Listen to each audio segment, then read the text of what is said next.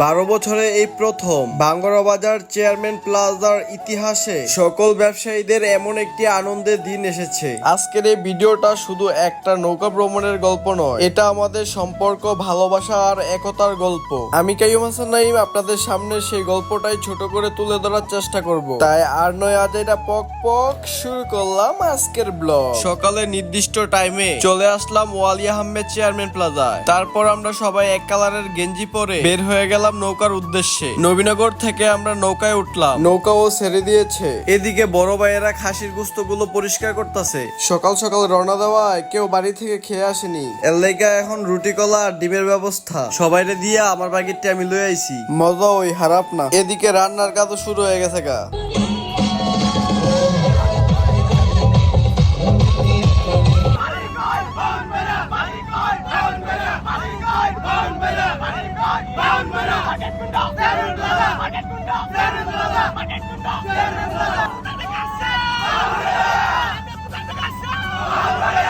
আজকে আমাদের গন্তব্যস্থল ভৈরব। এদিকে আমরা আনন্দ করতে করতে চলে এসেছি নদীর উপর থেকে ভৈরব শহর। তারপর নৌকায় একটা ঘাটে নামায়। তারপর আমরা এখান থেকে যাচ্ছি মাঠের উদ্দেশ্যে। এখন আপনারা দেখবেন আমার ফুটবল খেলার স্কিল, যা মাঠের মধ্যে বড়দের সাথে কখনোই দেখতে পারবেন না। এটাই বাস্তব। এখন দেখবেন আমাদের টিমের সকল সদস্যদের। আমাদের দলের নাম সবুজ, কিন্তু আমরা জার্সি পরছি লাল। এটা হচ্ছে আমাদের বিরোধী দল, তাদের দলের নাম হচ্ছে লাল, আর জার্সিও আমাদের মতো লাল। ওই আমরা সবুজ দলের নেইমার, আমাদের সবুজ দলের নেইমার। এবারে নেইমার বলার কারণ বলটা এবারটা দিছে। এখন যদি বেটার প্রশংসা না করি, বল লইয়া বাড়ি যাবো গা। দলের টিম লিডার, অধিনায়ক বাসির ভাই, মেম্বার পদপ্রার্থী ফুটবল মার্কা ইনশাআল্লাহ আগামী ভোটটা দিয়েন।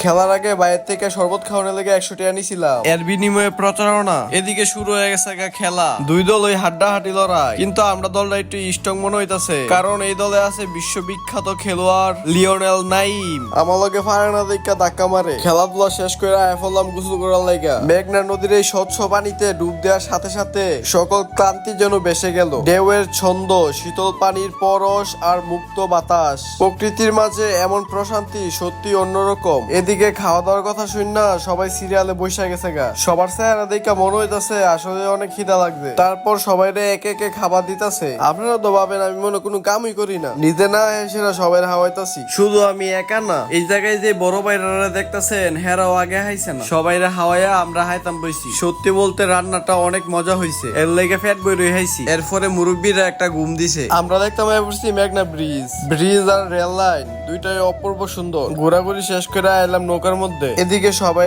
স্মৃতি হিসাবে রাখার লেগে